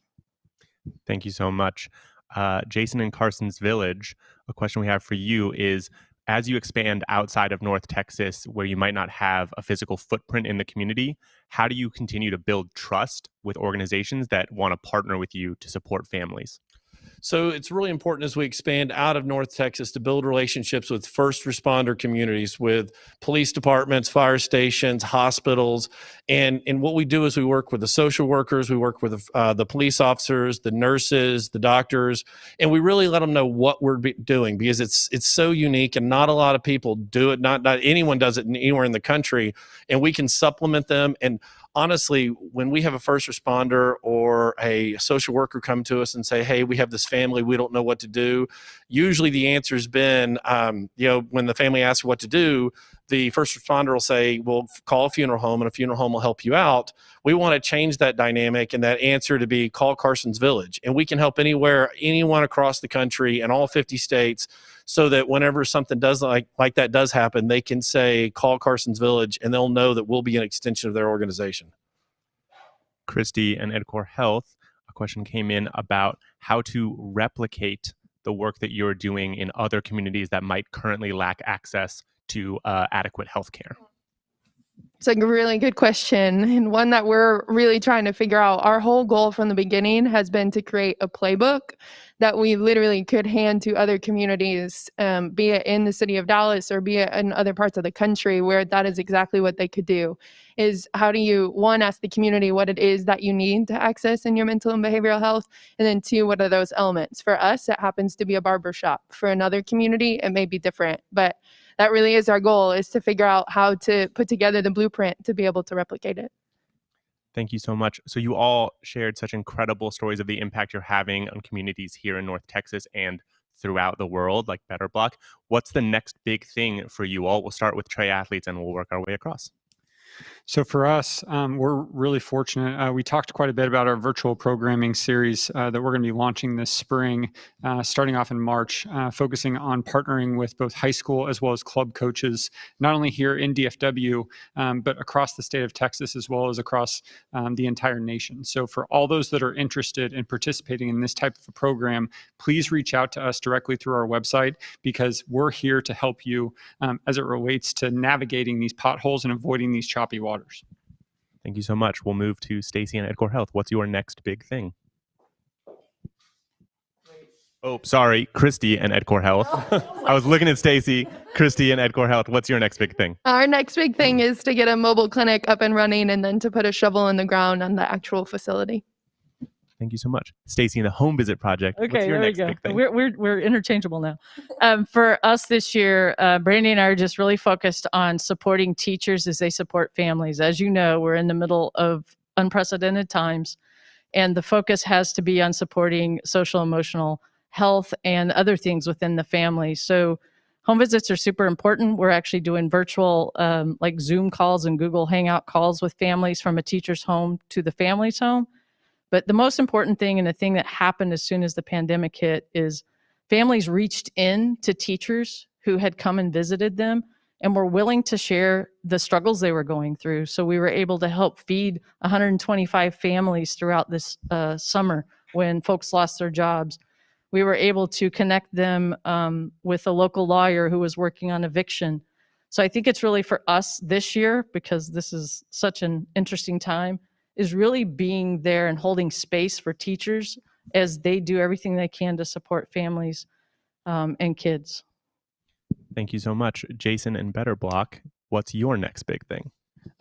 So for us, we're acquiring more and more equipment. We're trying to get more. We started working a lot with woods and working with more metals and robotic arms and things like that. But we're also moving away from just these temporary interventions and installations and more to semi-permanent, permanent, and continuing to develop lines of, of accessible public street furniture that, again, people can start ordering and buying as well to help support the organization as well.